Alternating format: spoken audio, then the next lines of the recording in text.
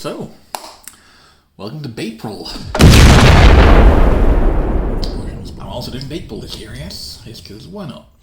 So, let's get things off. Do I want to go chronological? Screw it. Let's start with the small but honestly pretty cool one. With movie Armorhide. So, once the movies came out, they really wanted to just get some stuff on shelves. And sometimes that meant using the molds they already had. And one of those was Armorhide, a little blue guy from Cybertron, like this. And they gave him, for lack of a better term, Batman colours. So, Planet Q gimmick does work in this mode. You just shove it into there. And wabam. You get a bunch of missiles. Nice and simple. Autobot symbol there is a wrapper label, same as the one there, just because I wanted something visible in the vehicle mode. Now the reason I'm highlighting this guy in particular though is he also comes with a crane. Do I own it? Yes. Do I have it in this video? Well, interesting question really, because ultimately what is in this video? I mean, my hands are in this video. Does that mean that I'm in this video? The majority of my body isn't, but anyway. No, basically. I couldn't get out in time. I want to get this filmed. So, transformation for this guy is, I think of it as the full reverse Prime. In that, basically, Optimus Prime kind of transforms, for lack of a better term, like this. You've got arms, body, and then legs at the back. This guy, let's start off by pulling those out. And we now have arms. Go ahead and yank the top of the cab down. Flip out the knee pads. Flip out the feet. Split the legs, and then shimmy the legs across on this rail.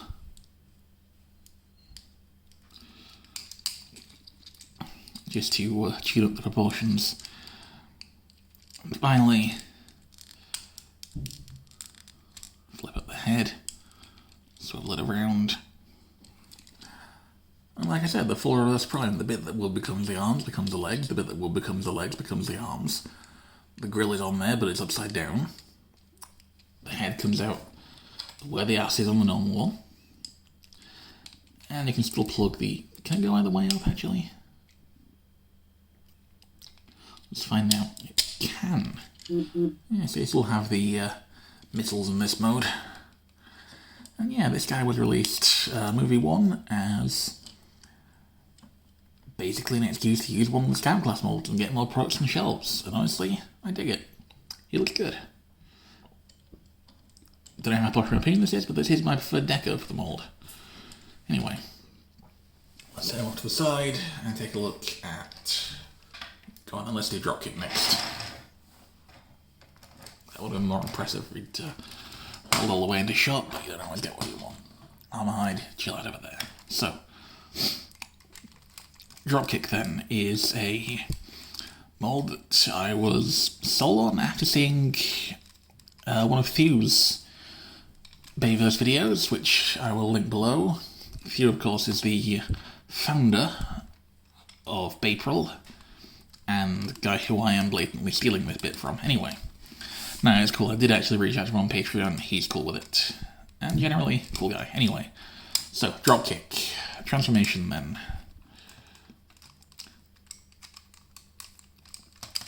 Pull back the bed and fold the sides of the truck out. Angle those up, and let's do the rest of the legs. Folds down, splits apart.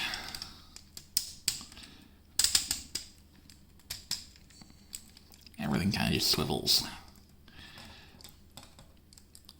And you get these nice big stable feet. And double jointed movie style Decepticon legs.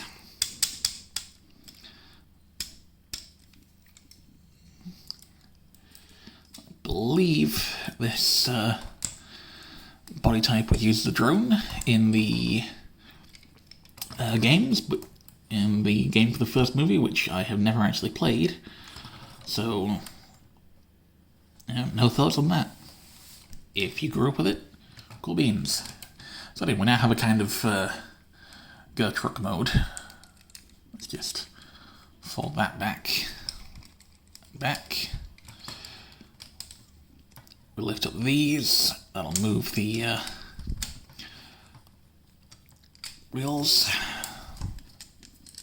Ah, that's right. These need to fold in on one hinge, out on the other.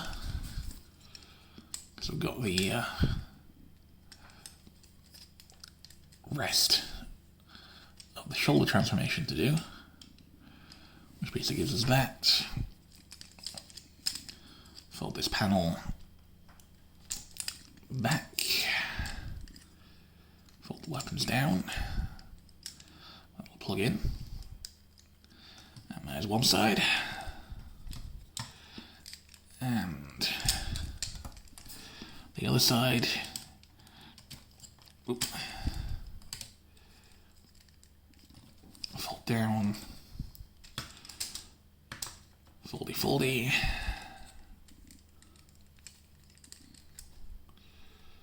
Let's go ahead and fold the backpack like that, and take the top, fold it back, take the tent windows, move those a little bit, and then come down here, rotate the head, the platform pull up, rotate the little fins back, and here we have Movie 1 Dropkick, who... yeah, I really like this design. You know, it's pegged together perfectly, no. But aside from that, right, it's interesting, it's dynamic, it's got an intuitive transformation. Basically, this is everything I want out of a Transformer from this era. You know? Not perfect, but pretty damn cool. For whatever reason, the head likes to sit at this particular angle. Also, anyway. Actually, he has light piping, and I do have a very small torch on me. Just give me a moment to grab that. And as you can see, pretty good light piping.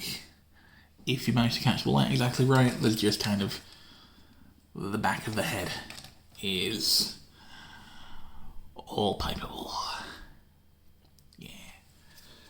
So, yeah, he was in one of the video games, The Drone. And if memory serves, this head isn't what either faction used for some reason. Pretty sure he was also about Powerline, hence the sort of blue lines on his face. He got off pretty light as far as the Allspark powering goes, where they just slapped some Allspark blue on everyone. And yeah, he is pretty cool. I genuinely don't recall if I have his accessory or not. Kind of basically a bed cover for the truck mode that becomes a weird claw thing for robot mode. I've never cared for that one, so... and plus, you know, he's already packing plenty of arms as it is. He's got many a gun. He doesn't need it.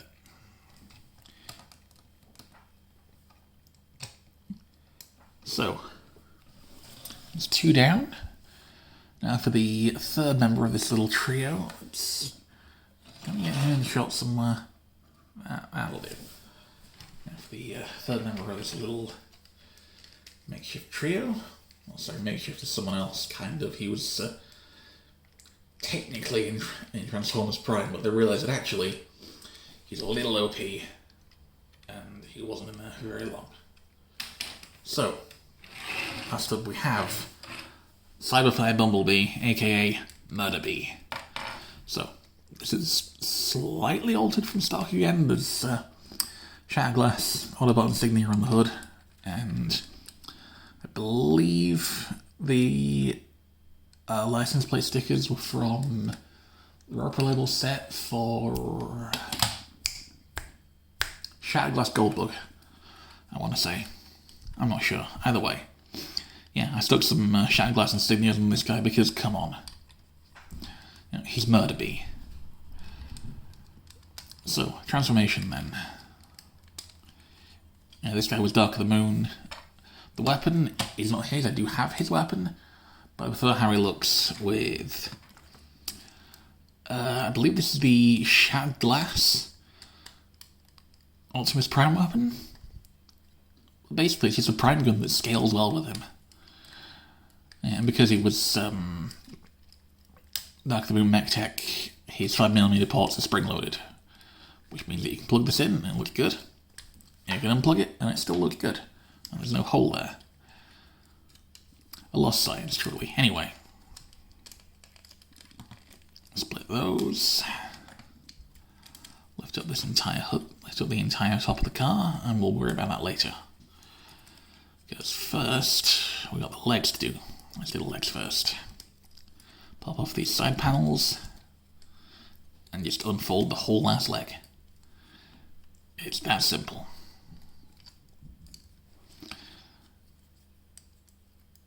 This folds up there, and the other side. Pop off. This side's a little loose, we'll get there in a moment.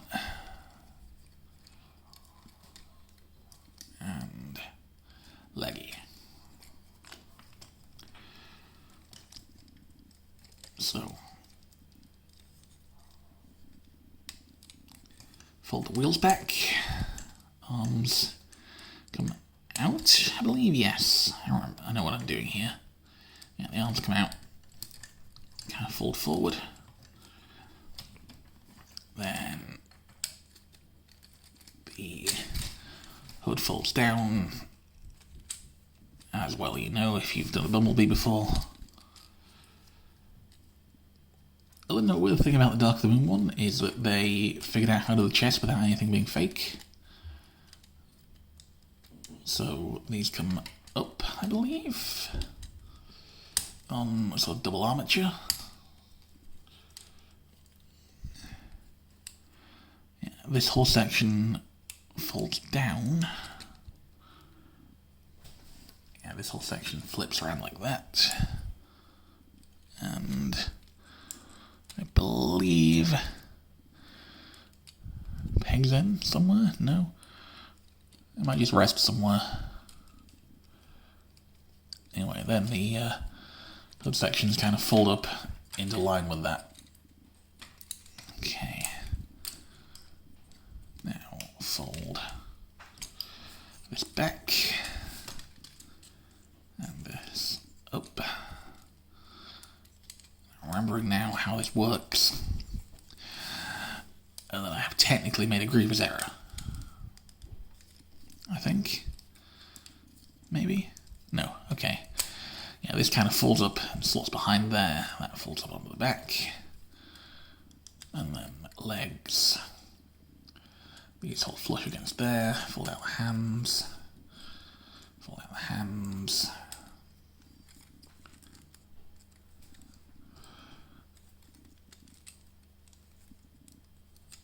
I could have sworn this pegged in somehow.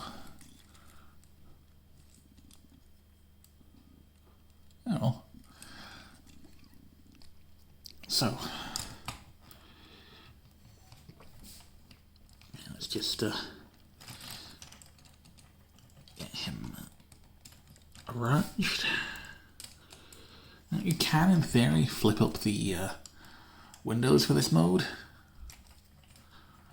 Which is weird because they can't be done in vehicle mode. I prefer to leave them down, let them chill out there. Also in vehicle mode, you can in theory just kind of crack the top panel and put some sculpted weapons in there for some gimmick that just never was kind of there in the film but never really took off.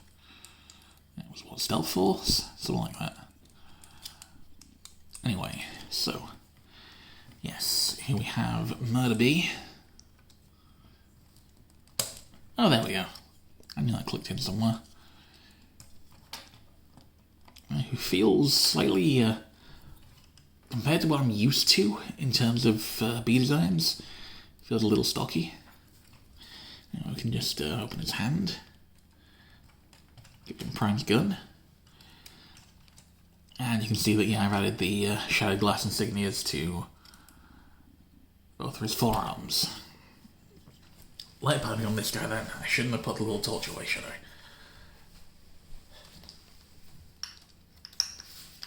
Yeah, light piping then.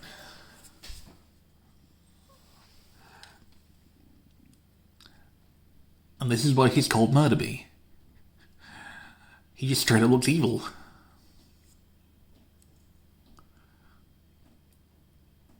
Yeah, he looks like a goddamn Terminator, and we stand.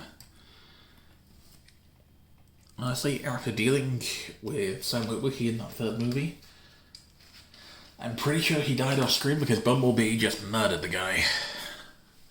Finally got tired of him. Anyway, yeah, for anyone who doesn't know about that part, oh yeah, that's right, these can come down a little further. That's more like it. Yeah, for anyone who doesn't know about that, yeah, Sam Witwicky is canonically dead as of movie 5, as is his entire family, if you consider movie 5 to be canon at all, which... So, this has been week 1 of Baypril. Theme has been land. We have this beautiful family. 2 murderers and a non-murderous son. Let's just go ahead and bring the camera in here.